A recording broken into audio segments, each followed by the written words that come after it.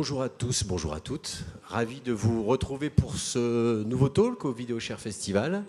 Là, on est en ce moment à la pause café, donc on va faire une pause café gourmand et discuter d'une thématique qui nous est chère à tous au VideoShare Festival, à moi en particulier également, Pure Player Digital, c'est celle de la responsabilité des médias avec cette question, faut-il laisser les contenus entre toutes les mains? Et pour nous en parler, eh bien, nous avons deux invités, considérant que j'en suis un aussi, puisque je suis modérateur pour l'occasion. Hélène, TV5 Monde. Bonjour, effectivement TV5 Monde, c'est la chaîne francophone internationale que vous voyez partout dans le monde et notamment sur le numérique, puisqu'aujourd'hui c'est effectivement là que nos audiences, nos futures audiences basculent. Et bah oui, le contenu, c'est le cœur même de notre activité au quotidien. La transformation digitale, vous l'avez entamée depuis un petit moment au TV5 ? Oui, on l'a entamé depuis déjà 2 belles années, on va dire, et par la rédaction notamment, qui aujourd'hui est 360, travaille tout autant sur les antennes linéaires que pour notre site internet, nos applications, nos réseaux sociaux.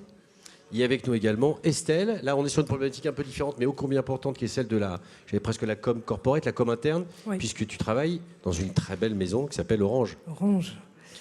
Donc comme à la direction, presque. À la direction de la communication, et je suis en charge de toute la production audiovisuelle et création multimédia en interne. Donc j'ai une cible plutôt salariée. Et ce qui me tient à cœur, comme vous, finalement, le dénominateur commun, c'est de pouvoir permettre à tous de s'exprimer avec les médias et l'audiovisuel et la vidéo.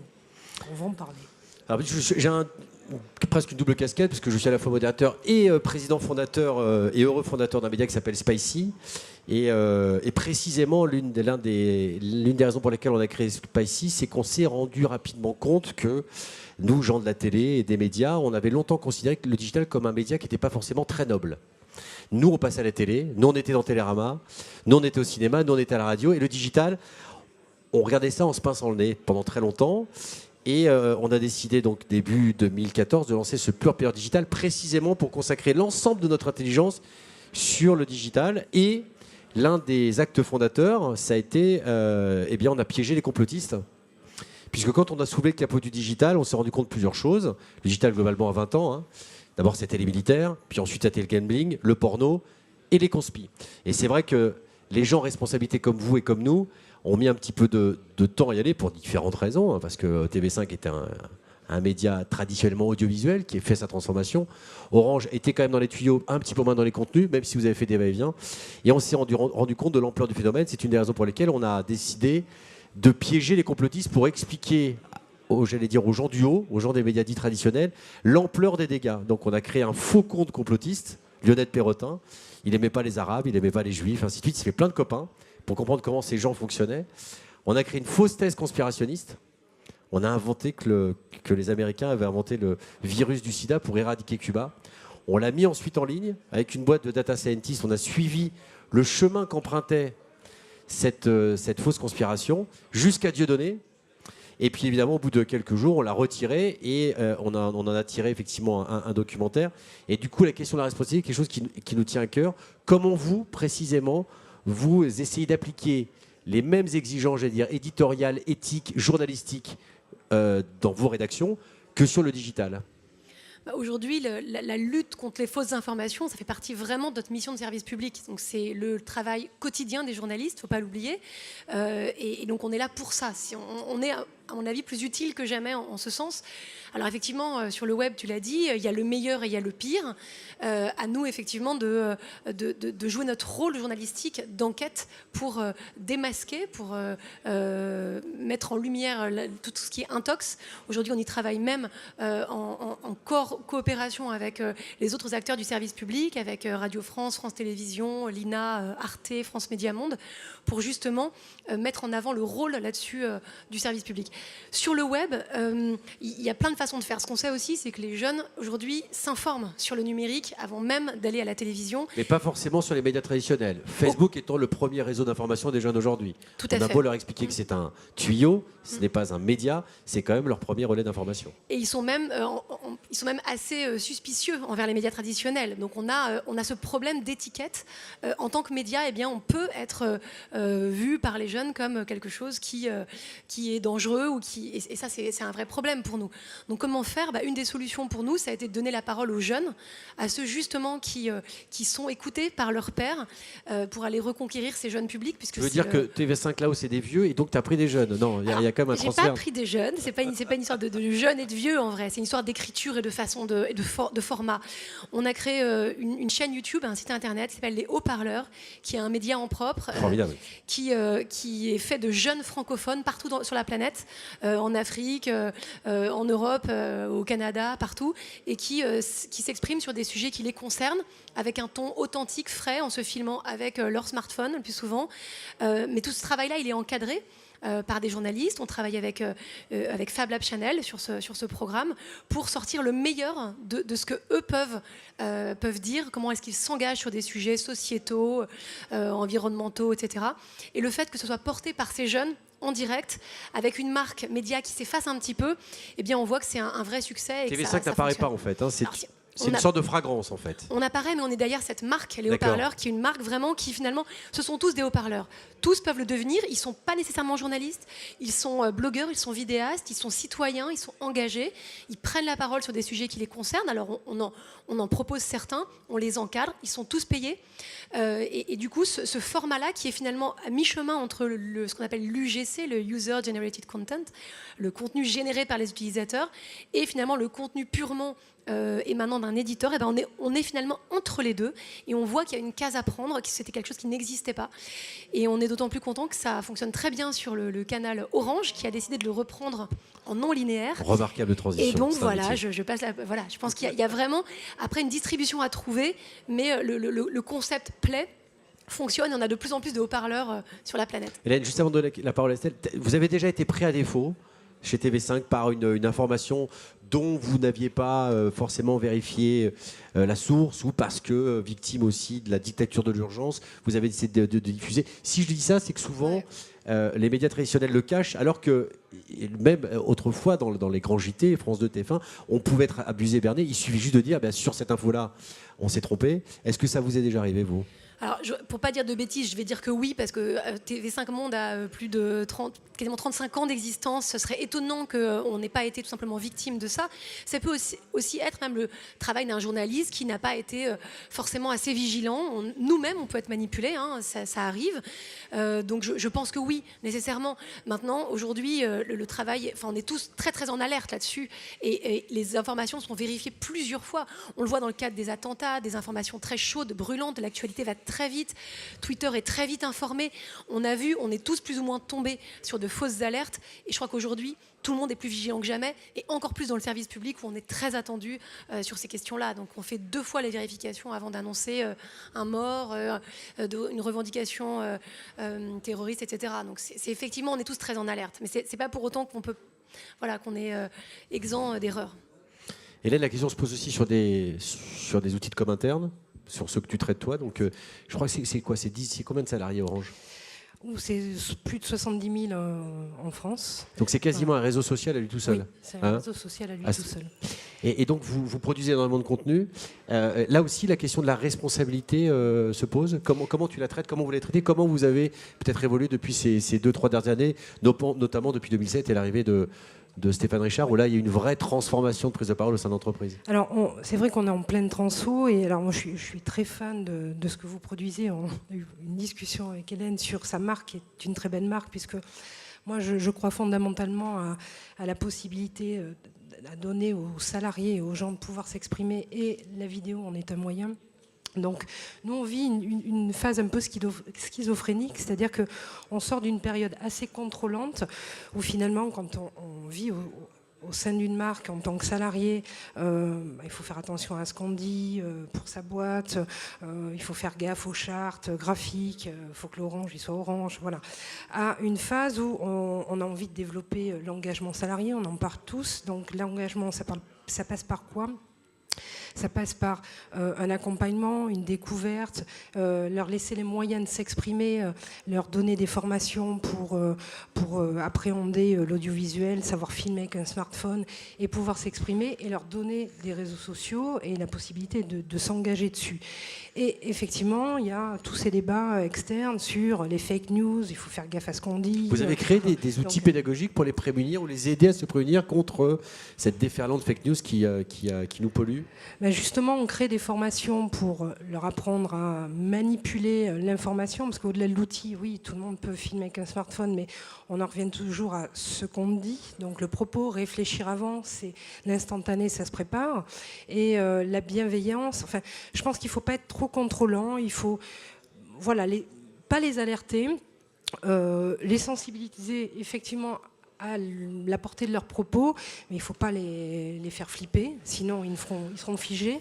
Mais c'est plutôt leur laisser un terrain de jeu pour qu'ils s'expriment, poser les cadres, dire voilà, on est là, on vous accompagne pour que vous puissiez naviguer librement. Sinon, on n'arrivera pas à les faire s'épanouir. Chez Orange, vous avez une double casquette, celui d'éditeur et de tuyau. Vous éditez énormément de chaînes. Spicy a aussi la chance d'être sur une nouvelle offre milléniale qui s'appelle Pickle TV, lancée depuis le mois de janvier. La question de la responsabilité, là aussi, se pose. Un éditeur qui serait pris la main dans le pot de confiture de la fake news, chez vous, il serait sanctionné? Alors, sanctionné... je ne sais pas si on peut parler de sanctions, mais de toute façon, il y a une vigilance là-dessus et on fait très attention à pas tomber dans le panneau, comme on dit, mais on n'est pas dans la sanction, on est plutôt dans la vigilance, on fait attention, mais on ne sanctionne pas. Tu disais tout à l'heure, tu parlais des haut-parleurs, qui est j'allais dire, un média plutôt froid, qui ne réagit pas directement à l'actu comme vous pouvez le faire sur TV5 Monde. Comment vous avez réussi à sensibiliser, j'allais dire, les journalistes d'expérience qui travaillent essentiellement sur TV5 Monde sur cette transformation, sur cette question de la responsabilité? Comment on arrive à faire la passerelle entre les deux mondes? C'est un vrai sujet de transfo digital interne et c'est un work in progress, puisque effectivement c'est pas évident pour eux de se voir finalement un peu concurrencés par des gens qui sont pas des professionnels de l'info et qui pour autant ont un rôle d'informer les jeunes. Et aujourd'hui on prenne la parole en direct sans avoir la carte. C'est un vrai sujet, mais de toute façon on sait qu'on est obligé d'y aller parce que ce sont de nouvelles écritures, ce sont de nouveaux formats, une nouvelle façon de s'exprimer. Donc si on veut toucher les jeunes, à un moment il faut sortir du cadre.